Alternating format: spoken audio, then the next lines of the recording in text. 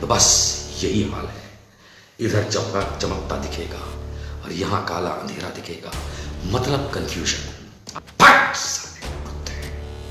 ये जो विवेक हग नहीं हो रही, सॉरी अग्निहोत्री, इसने जो ये फिल्म बनाई है, ये फिल्म नहीं है, ये उसकी मन की भड़ास है। वो कश्मीरी पंडित है, वो एक है अशोक पंडित, वाह वाह वाह करता रहता है। एक वो है सुशील पंडित, जो अपने आप को कश्मीरी पंडितों का मसीहा कहता है, और पाकिस्तानी तारिक फतेह, जिसको पाकिस्तान ने निकाल के कनाडा फेंका हुआ है, उसका खास यार है। ना ना ना ना ना ना, मोदी की चाटुकारिता मत सोचिएगा। मोदी की चाटुकारिता करने में तो बहुत सारे, ये पैसा कमाते हैं, पैसा पैसा, रुपीस, मनी, और ऐसा चमकता हुआ चेहरा दिखाते हैं ये सुशील पंडित, अशोक पंडित टाइप के लोग, ये विवेक हग नहीं हो रही टाइप के लोग।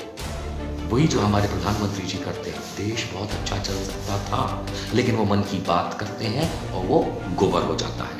और ये विवेक अग्निहोत्री और अशोक पंडित जैसे कश्मीरी पंडितों के इमोशन से खेलने वाले भड़वे, ये अपने मन की भड़ास निकालते हैं, जबकि इनका कश्मीर से कोई लेना देना नहीं है। लेकिन कुछ लोगों को तो लाशों की आग में पकी राजनीतिक रोटियां खाने की आदत पड़ गई है। केंद्र सरकार, वीपी सिंह की सरकार, अटल बिहारी वाजपेयी भाजपा के कहने पे 11 महीने तक वहां पे लोगों को काटती रही। ये है वो अंधेरा सच भारतीय जनता पार्टी का, ये है वो कालिक उस भारतीय जनता पार्टी की। संघ ने वहां का टेररिज्म खरीदा, और इसकी शुरुआत भी वीपी सिंह की सरकार में ही हुआ। अरे भड़वो, तुम हो कश्मीर के गुनहगार। चंद फिल्में और 10 डॉक्यूमेंट्री देख के अगर आप ये सोचते हैं कि आपको सारी जानकारी मिल चुकी है, तो बस यही हाल है। इधर चमकता दिखेगा और यहां काला अंधेरा दिखेगा, मतलब कंफ्यूजन। आपको पता ही नहीं होगा कि कश्मीर की असलियत क्या है। मैं चैलेंज करता हूं, मैं दावा करता हूं कि टीवी स्टूडियो से चलते कुछ प्रोग्राम जो कि आप न्यूज चैनल्स पे देखते हैं, वो अधूरे हैं। मैं चैलेंज करता हूं कि कुछ लोग कश्मीर पे जो फिल्में बनाते हैं वो अधूरी हैं। मैं चैलेंज करता हूं कि भारत सरकारें जो आपको कश्मीर के बारे में बताती हैं, अधूरी बात है। मैं चैलेंज करता हूं, किताबों में पढ़ा कश्मीर के बारे में आपका ज्ञान अधूरा है, और इसीलिए कहीं धूप कहीं अंधेरा है। यही है कश्मीर की असली कहानी। कोई नहीं जानता, हम में से कोई नहीं जानता पूर्णतः कश्मीर में हुआ क्या है। क्यों सवेरा, क्यों अंधेरा, क्यों चमक, क्यों कालिक, क्या है कश्मीर को लेके जो दिन रात भारत सरकार, कुछ राजनीतिक दल और चंद लोग कश्मीर को मसलते रहते हैं। माफ कीजिएगा, मसलते रहते हैं। क्या हम जानते हैं कि कश्मीर घाटी 5000 वर्षों से बसी हुई है। कल नहीं पैदा हुई, कल तो संघी कुत्ते पैदा हुए हैं, कल तो ये मोदी फोदी पैदा हुए हैं। 5000 वर्षों का इतिहास है हमारे कश्मीर का, स्वर्ग का, ये जो जमीन पे है। बहुत से लोगों ने उस पे राज किया। हिंदुओं ने, सिखों ने, डोगराओं ने, मुसलमानों ने, अफगानियों ने, सबने शासन किया, क्योंकि पहले की तो रीत थी कि रजवाड़े लड़ने चाहते थे। लेकिन जो आजकल पिछले 200-300 साल का इतिहास घिस घिस के आपको बताया जाता है, वो सिर्फ और सिर्फ किसी एक वर्ग के इस अंधेरे को पैदा करने के लिए किया जाता है। असली चमक छुपाई जाती है। ये है कश्मीर का सच, कि नहीं पता किसी को हकीकत क्या है। नेताओं की बातें तो क्या करना, नेता तो जिस तरीके से राजनीति बनाने के लिए माँ बहन बाप भाई बेच देते हैं, परिवार बेच देते हैं, अपना ईमान बेच देते हैं। नेताओं की बातों पे भरोसा अगर आप करेंगे तो यहां अंधेरे में रहेंगे। देख रहे हैं, ये हिस्सा अंधेरा है, आधा हिस्सा, और ये है चमकाया हुआ हिस्सा जो वो आपको दिखाना चाहते हैं, अधूरा है। 5000 वर्षों से अगर कलहन का इतिहास पढ़ेंगे, कलहन नहीं पता होगा शायद, बहुतों को नहीं पता, कलहन का इतिहास पढ़ेंगे तो यही पिछले 200-250 सालों से कलहन के इतिहास को कश्मीरी अपने हिसाब से दिखाते आए हैं। कश्मीरी का हिंदू मुसलमान नहीं किया। और उसके बाद आजकल के जो राजनेता हैं वो अपने चॉइस के हिसाब से उस चीज को आगे बढ़ाते हैं, क्योंकि कलहन का इतिहास अधूरा है। कलहन इस तरीके से इतिहास बताता है कि जैसे वहां पे आक्रांताओं ने, अफगानियों ने, तुर्कियों ने आकर के कश्मीर को बर्बाद कर दिया, और उससे पहले तो बड़े हिंदू सम्राट वहां पे शासन किया करते थे। क्या आप जानते हैं कि सम्राट अशोक, महान सम्राट अशोक जिसकी हम बात करते हैं, अशोक स्तंभ है हमारा, अशोक चिन्ह है हमारा, महान सम्राट अशोक की बात करते हैं। क्या आप जानते हैं आज से 2000 वर्ष पूर्व सम्राट अशोक कश्मीर का भी राजा था, कश्मीर भी उसके पास था। और उसके बाद वहां पे बुद्धिज्म चलाया गया, बौद्ध धर्म चलाया गया, जो कि तकरीबन 1000 वर्ष तक चला उस कश्मीर में, जिसको कलहन की कलम ये कहती है कि वहां सिर्फ हिंदुओं का या मुसलमानों का राज था। पता था आपको? 1000 वर्ष सम्राट अशोक ने जब कश्मीर को अपना बना लिया था, उसके बाद 1000 वर्ष तक वहां बौद्ध राज था, बुद्धिस्ट का राज था। और इसीलिए कश्मीर घाटी के बगल में तिब्बत है, लद्दाख है, वो पूरा एरिया जो है वो सारा बुद्धिज्म में है। बस घाटी के अंदर हम कुछ और बात करते हैं। क्या आप जानते हैं कि कश्मीर घाटी से आगे चलते हैं तो अब तो पाकिस्तान का इलाका आता है, उसके बाद आगे चलते हैं तो अफगानिस्तान आ जाता है।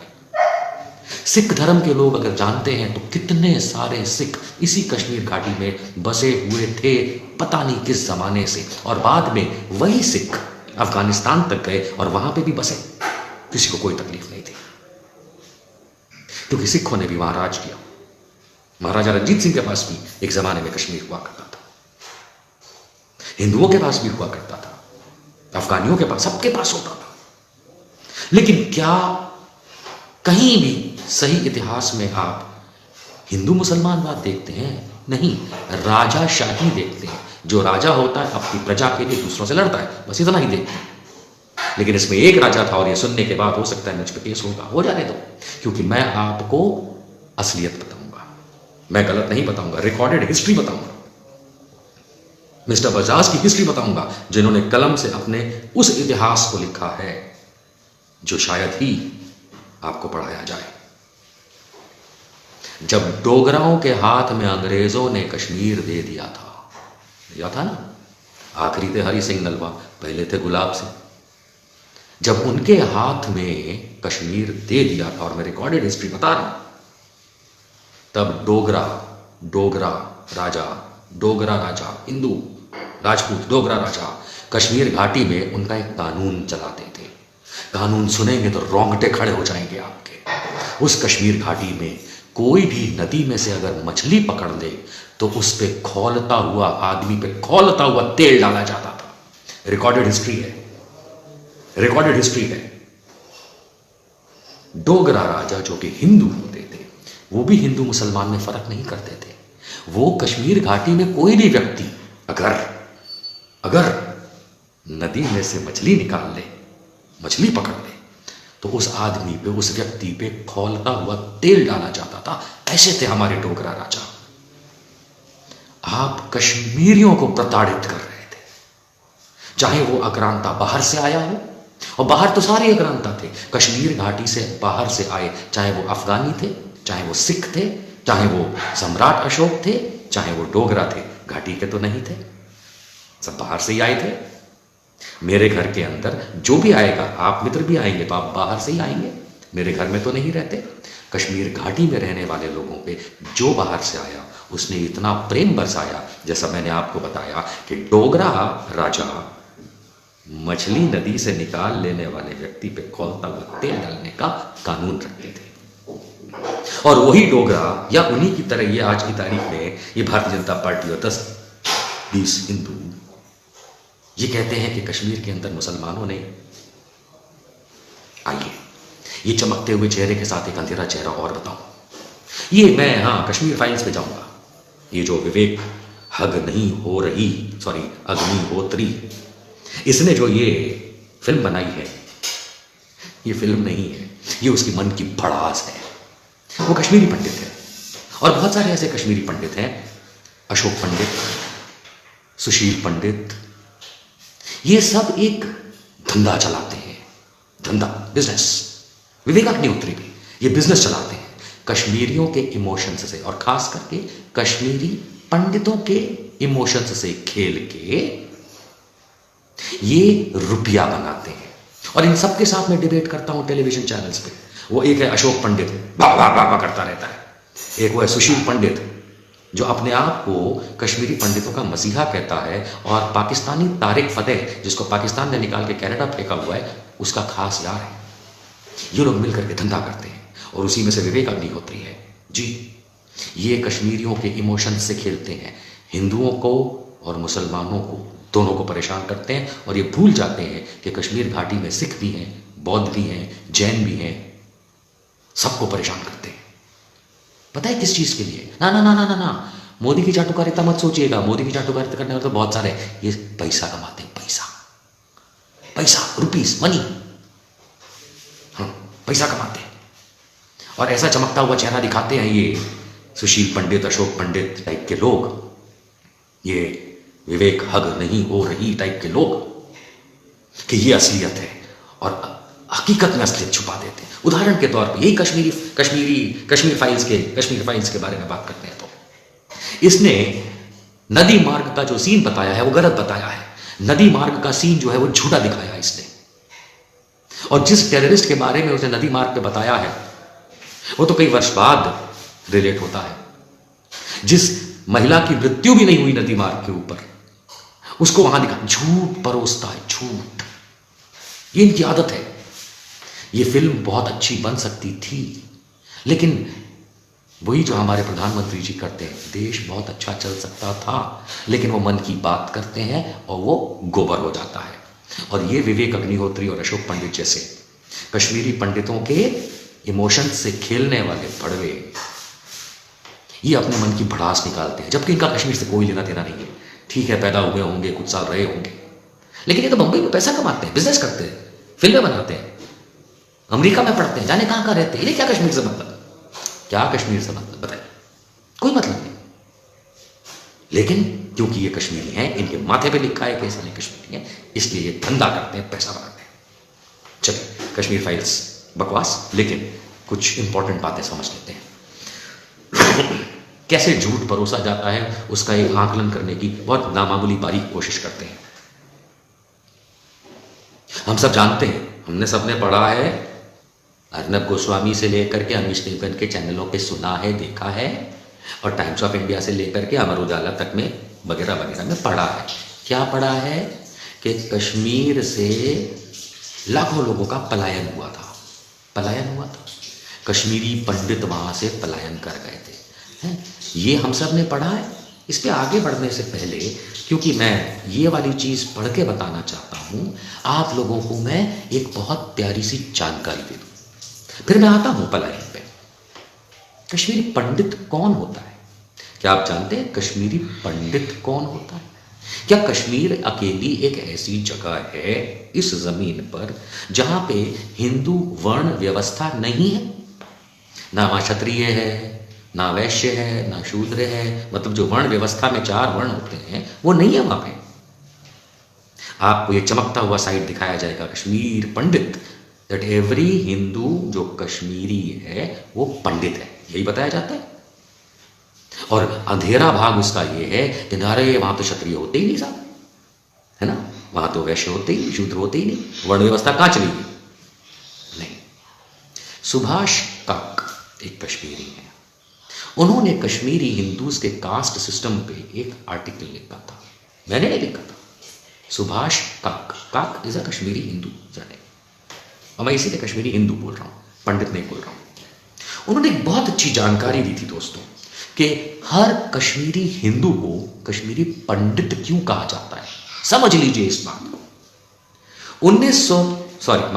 1719 वर्ष 1719 में इस देश का, जिसको हम भारत कहते हैं, यहाँ पे मुगल शासन चल रहा था उस समय, और उस समय मुगल सम्राट थे मोहम्मद शाह।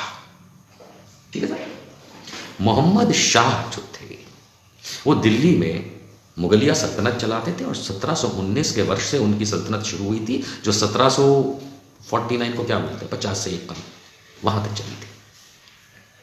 इन 30-35 वर्षों के अंदर उनके कोर्टियर होते थे। कोर्टियर समझते हैं, जो आपके राजा के दरबार में दरबारी होते हैं, मंत्री संतरी अलग अलग टाइप के जो दरबारी होते हैं, उसमें एक कश्मीरी दरबारी भी थे, यानी कि कश्मीर से जो वहाँ के अपॉइंटेड थे उनका नाम था जय राम भान।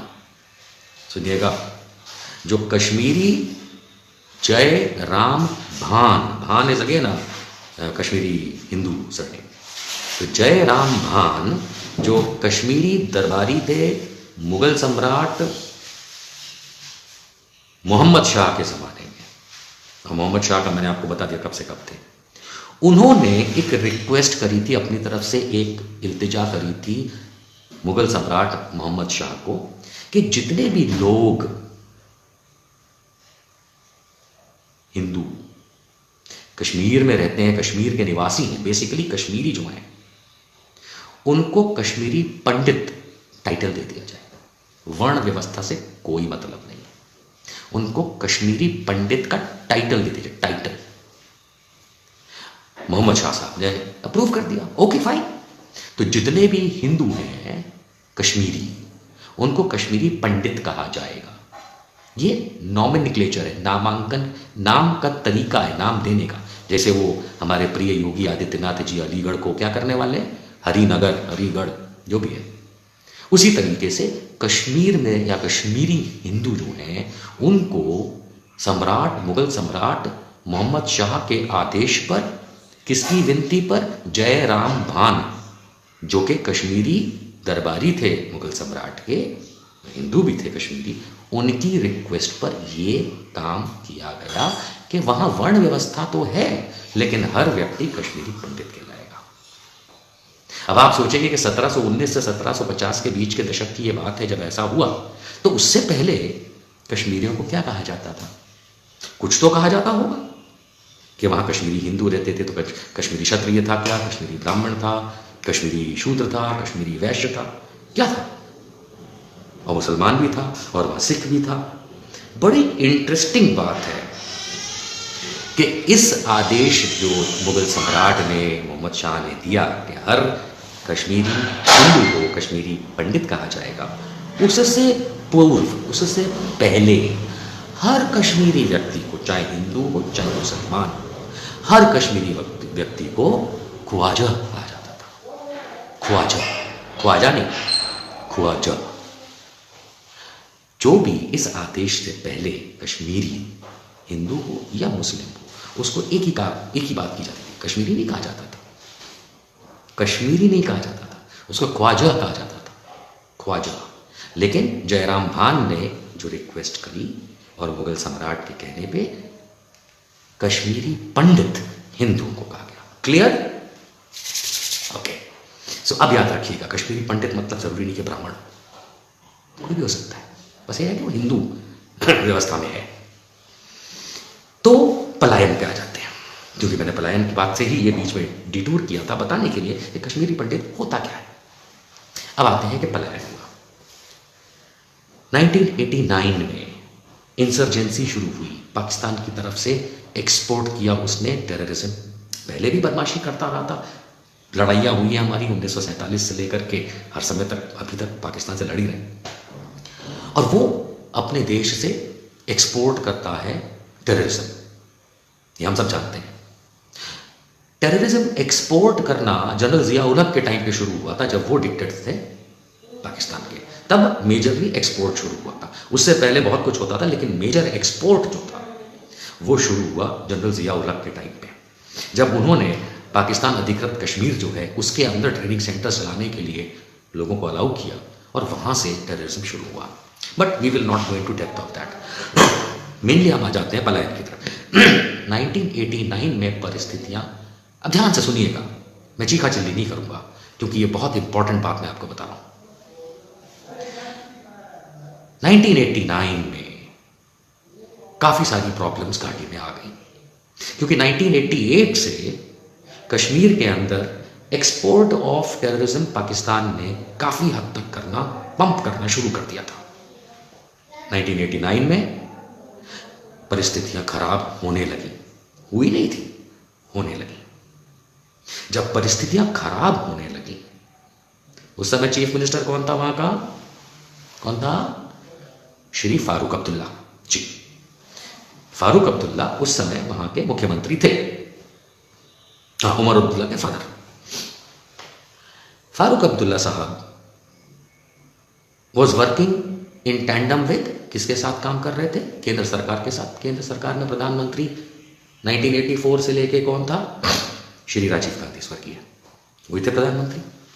लेकिन 1989 में कुछ ऐसा हुआ जो बड़ा ही संवेदनशील हुआ। हम लोग इतिहास पढ़ते नहीं हैं, इसलिए मैं बताना जरूरी समझता हूं। 1989 दिसंबर का महीना, और उस दिसंबर के महीने में 1989 में विश्वनाथ प्रताप सिंह, डॉक्टर वीपी सिंह भारत के प्रधानमंत्री बनते हैं। मेरे ख्याल से 2 दिसंबर के आसपास की बात है, 2 से 10 के बीच की बात है, एग्जैक्ट डेट याद नहीं। लेकिन दिसंबर 1989 में डॉक्टर विश्वनाथ प्रताप सिंह, जिनको आप लोग वीपी सिंह के नाम से जानते हैं, वो भारत के प्रधानमंत्री बनते हैं। ठीक, ओके। और उसके कुछ ही दिनों के बाद भारतीय जनता पार्टी के प्रिय जगमोहन मल्होत्रा, जो एक जमाने में ब्यूरोक्रेट रहा करते थे इंडिया के, दिल्ली में इलेक्शन लड़ चुके हैं बीजेपी के, अब तो स्वर्गीय, इलेक्शन लड़ चुके थे बीजेपी के टिकट से, उनका वहां पे गवर्नर के तौर पे नियुक्ति हुआ।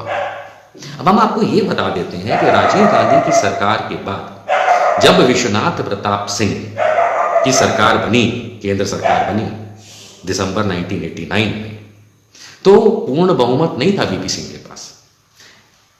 मेरे ख्याल से 140 कुछ सीटें थी, 142 143 सीट्स थी उनके पास। जनता दल पार्टी का नाम था, जनता दल की सरकार बनानी थी। वीपी सिंह के पास पूर्ण बहुमत नहीं था। तब भारतीय जनता पार्टी के पास 80 से कुछ ज्यादा, मेरे ख्याल से 83 के आसपास की सीटें थी। उन्होंने पूरा समर्थन दिया वीपी सिंह का, और वीपी सिंह को बनाया गया प्रधानमंत्री। और भारतीय जनता पार्टी के अटल बिहारी वाजपेयी, अडवाणी, मुरली मनोहर जोशी इत्यादि इत्यादि ने बाहर से समर्थन देके, बाहर से समर्थन समझते एक तरीके का कोलिशन ही कहा जा सकता है, क्योंकि वैसे तो देखा जाए जनता दल का कोलिशन था, लेकिन ये बाहरी समर्थन नहीं देंगे तो सरकार नहीं बनती। तो वीपी सिंह को प्रधानमंत्री बनाया बीजेपी की मदद से। जगमोहन को बिठाया, वो तो बीजेपी का आदमी था, उसको गवर्नर बना के बिठाया दिसंबर में ही, मेरे ख्याल से 1989 में। मुझे एग्जैक्ट डेट याद नहीं, हो सकता है फर्स्ट वीक ऑफ जनवरी 1990 हो, बट वो ही दौर दरमियान। 19 जनवरी 1990 एक ऐसा दिन जो आपको तारीखों के हिसाब से बार बार बताया जाता है कि कश्मीर में ऐसे हालात हो गए। जी, सही बताया जाता है। 19 जनवरी 1990 कश्मीर घाटी में हालत खस्ता हो गई। जगमोहन साहब गवर्नर थे और फारूक अब्दुल्ला साहब मुख्यमंत्री थे, वीपी सिंह साहब प्रधानमंत्री थे, और भाजपा के समर्थन से केंद्र सरकार चल रही थी। ये बात पक्की। अब आप लोग रोज ये कहानी सुनते हैं कि भैया कश्मीर में उस समय किसकी सरकार थी, तो लोग कहते हैं कांग्रेस की सरकार थी। ये वो सच है जो छुपाया जाता है, तब कांग्रेस की सरकार नहीं थी।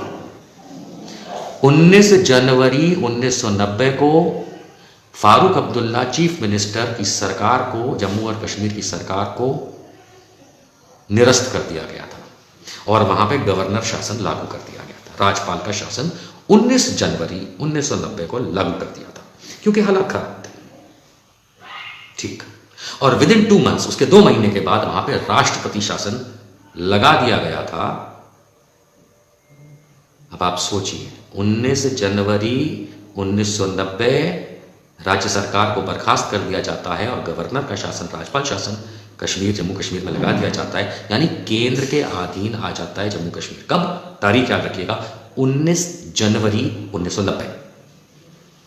और उसके 2 महीने के बाद उस राज्यपाल के शासन को बाकायदा राष्ट्रपति शासन में कन्वर्ट कर दिया जाता है, जिसे आप प्रेसिडेंट्स रूल कहते हैं। और आप जानते हैं ये राष्ट्रपति शासन कब तक चला? 1996 तक, 1996 तक, यानी 6 वर्ष तक केंद्र सरकारें जम्मू और कश्मीर पे ही काम करती थी, चलाती थी। वहां कोई राज्य सरकार थी ही नहीं। 19 जनवरी 1990 से लेके 1996, जो भी महीना हो, 6 वर्ष तक राज्य सरकार थी ही नहीं वहां। और आपको क्या बताया जाता है? कांग्रेस की सरकार थी। खैर, अब इसमें एक और बड़ी इंपॉर्टेंट बात है दोस्तों। कोई कहता है वहां से 10 लाख कश्मीरी पंडितों को भगाया गया, कोई कहता 3 लाख को भगाया गया, कोई कहता 6 लाख को भगाया गया। माफ कीजिएगा, कितनों की मृत्यु हुई और कितनों का वो सब डेटा आप लोग देख ही चुके हैं, कल सुबह से चल ही रहा है सारी इंफॉर्मेशन, तो वो मैं रिपीट नहीं करना चाहता। गलत बताया जाता है, हकीकत कुछ और है। हम सब ने कपूर साहब की आरटीआई का जवाब भी देख लिया है वगैरह, सब जानते हैं हम लोग। तो मैं उस डिटेल में जाने के बजाय मुद्दे पे आना चाहता हूँ जो ज़्यादा जरूरी है बताने के लिए। वो ये है कि लाखों लोगों का पलायन हुआ, इसमें हिंदू भी हैं, मुसलमान भी हैं, सिख भी हैं, बौद्ध भी हैं, सब है, ईसाई भी है।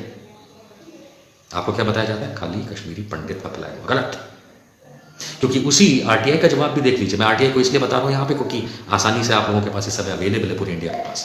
हमें तो पहले से ज्ञात है इस बात का कि उसमें से एक बहुत बड़ा तबका हिंदू कश्मीरियों का और मुस्लिम कश्मीरियों का और सिख कश्मीरियों का इत्यादि, जो वहाँ से विस्थापित हुआ, वो सरकारी मदद पे जी रहा है।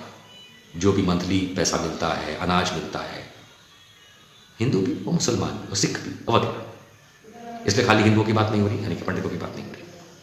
दूसरी बहुत इंपॉर्टेंट चीज़ आप उसके अंदर ये याद रखिएगा, पलायन हुआ। कितने लोगों का हुआ था? कितना पढ़ा है आपने? 10 लाख, 5 लाख, 4 लाख, 6 लाख हो सकता है। कितने दिन में हुआ था?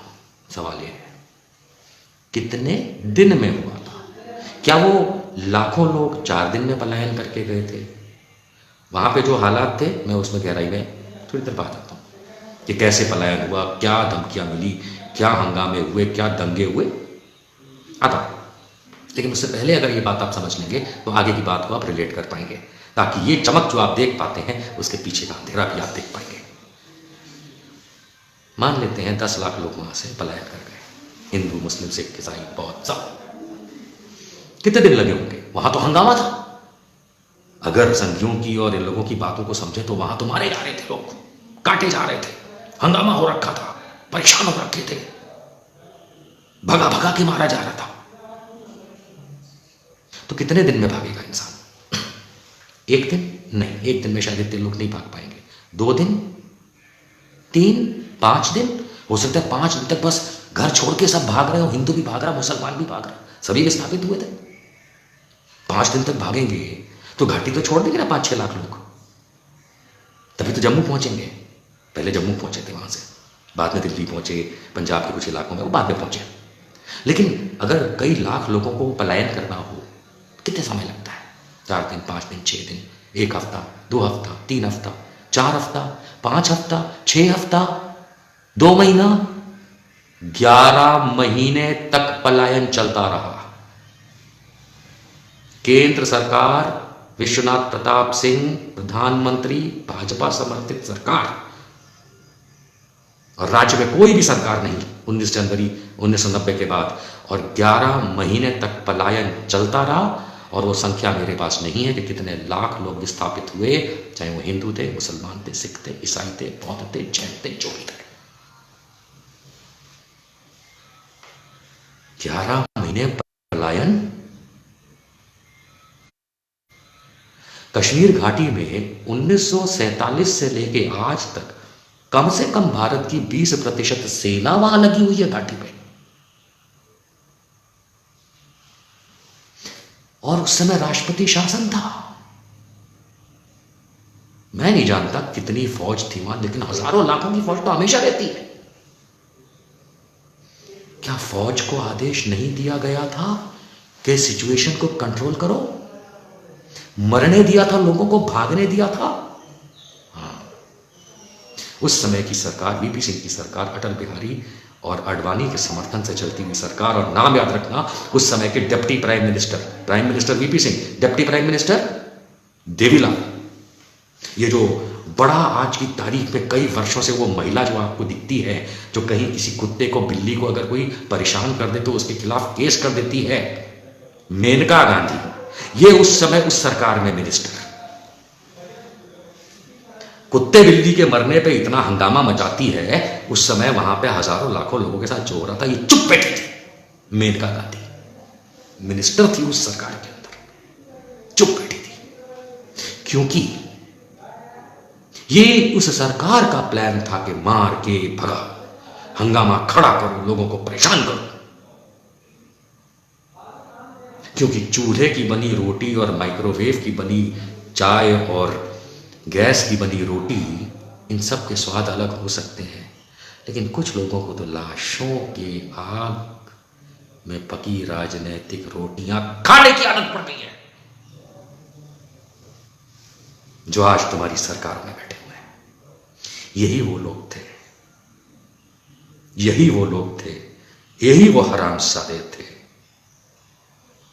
जिन्होंने उस समय कश्मीर में आग लगाई, लोगों को मरवाया, भगाया, कटवाया। 11 महीने तक पलायन चलता रहा। 1984 में दिल्ली के दंगे हुए, 48 घंटे में रोक लिए गए सेना बुला के। गुजरात में 2002 में दंगे हुए, 3 दिन में सेना ने काबू कर लिया आने के बाद। और 1990 में 11 महीने तक केंद्र सरकार, बिना राज्य सरकार जम्मू कश्मीर के कोई थी नहीं, केंद्र सरकार, वीपी सिंह की सरकार, अटल बिहारी वाजपेयी भाजपा के कहने पे 11 महीने तक वहां पे लोगों को काटती रही या कटने दिया। ये है वो अंधेरा सच भारतीय जनता पार्टी का, ये है वो कालिक उस भारतीय जनता पार्टी की, जो आज तुमको देशभक्ति का पाठ पढ़ाता है। सारे कुत्ते।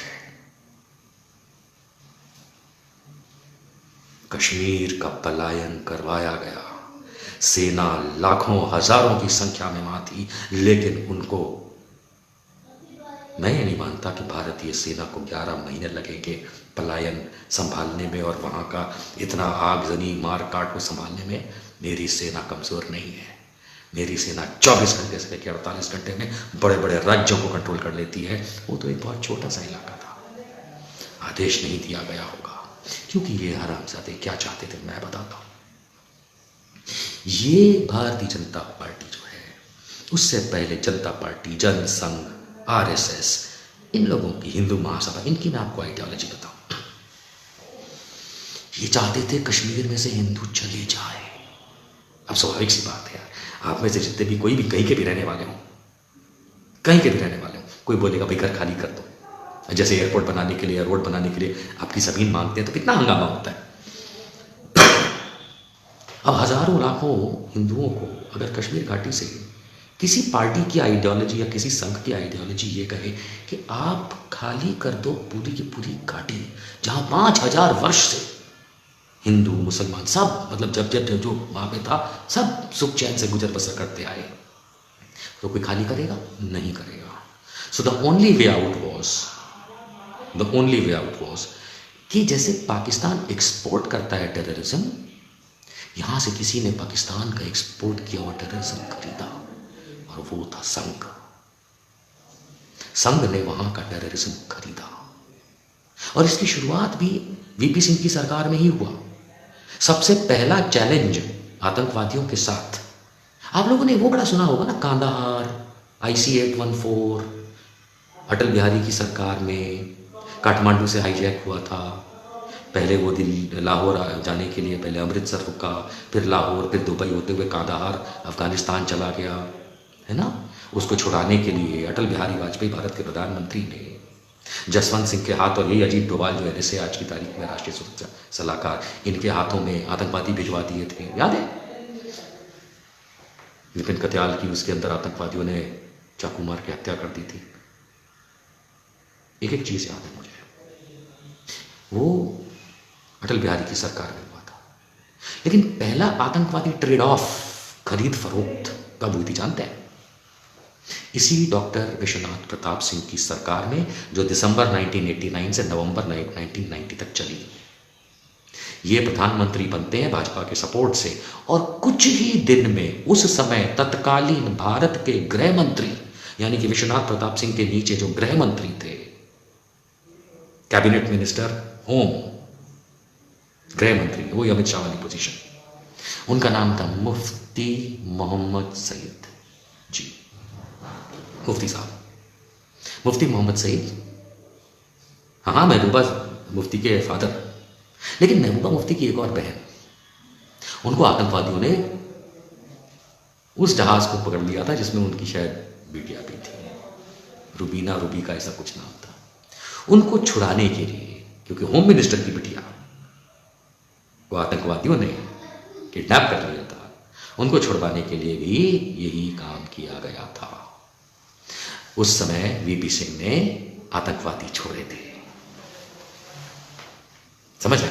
तो मैं आ जाता हूं अब दोबारा कि ये इनकी जो आइडियोलॉजी है, मैं उस पर था कि ये चाहते थे कि कश्मीर घाटी में से, जम्मू एरिया में से नहीं, कटरा में से नहीं, वैष्णो देवी में से नहीं, उधर एरिया में से नहीं, क्योंकि वो तो डोगरा का एरिया है ना, हिंदू तो ऑलरेडी बहुत सारे वहाँ पे रहते हैं, लेकिन कश्मीर की घाटी में से, बहुत प्यारी घाटी है, सारे हिंदू चले जाएं, जहाँ शंकराचार्य है वहाँ से हिंदू चले जाएं। ये संघ चाहता था, बीजेपी चाहती थी।